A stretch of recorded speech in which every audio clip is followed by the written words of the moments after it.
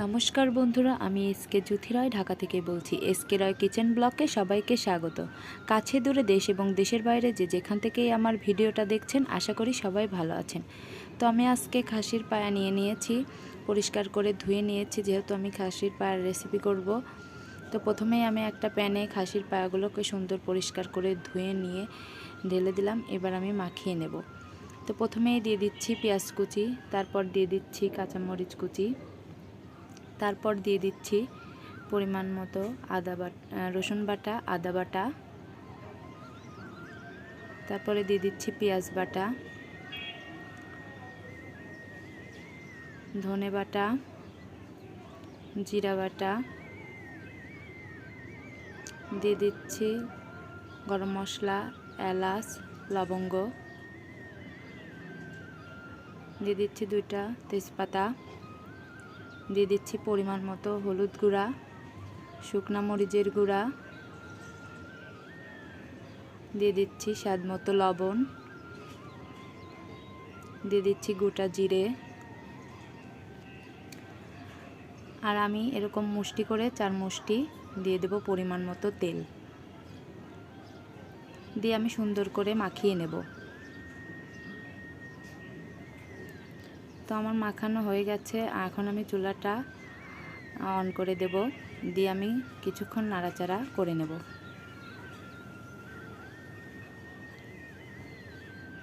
তো এবারে আমি পরিমাণ মতো জল দিয়ে দেব।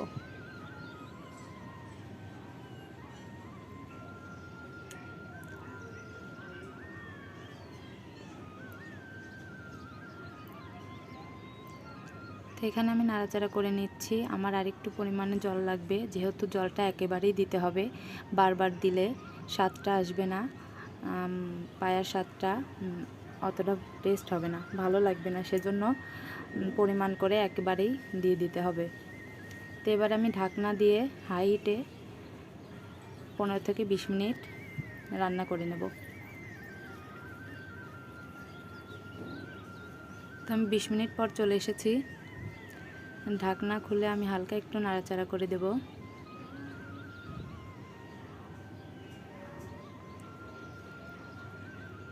তো এবার আমি ঢাকনা দিয়ে 5 ঘন্টা পর আবার আসব। তো লো আঁচে আমি মিডিয়াম একদম লো আঁচে দিয়ে রেখেছিলাম। তো আমি 5 ঘন্টা পর এসেছি। আমার সুন্দরভাবে হাড় থেকে মাংসগুলো ছেড়ে গেছে, আর ঝোলটা একদম শুকিয়ে গেছে। তো আমি এতটুকুই রাখবো, আর শুকাবো না। দেখুন সুন্দরভাবে মাংস ছেড়ে এসেছে হাড় থেকে। তো এদিকে জাল হতে থাক আরেক কিছুক্ষণি, আর এদিকে আমি ফোড়ন দেব। তো পরিমাণ মতো আমি দিয়ে নেব তেল।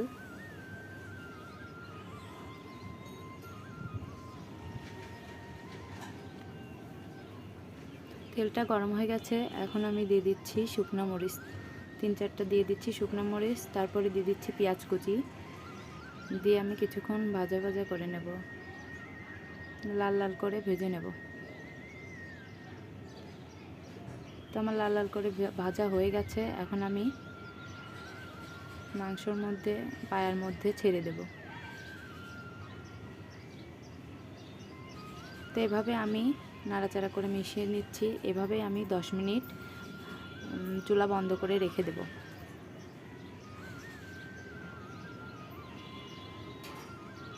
তো এবারে আমি নামিয়ে নিয়েছি।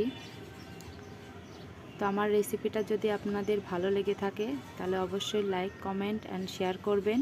আর এখনও আমার চ্যানেলটাকে যারা সাবস্ক্রাইব করেননি, তারা অবশ্যই আমার চ্যানেলটাকে সাবস্ক্রাইব করে আমার পাশে থাকবেন।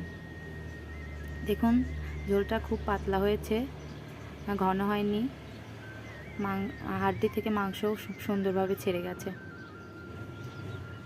সবাই ভালো থাকবেন, সুস্থ থাকবেন। নমস্কার।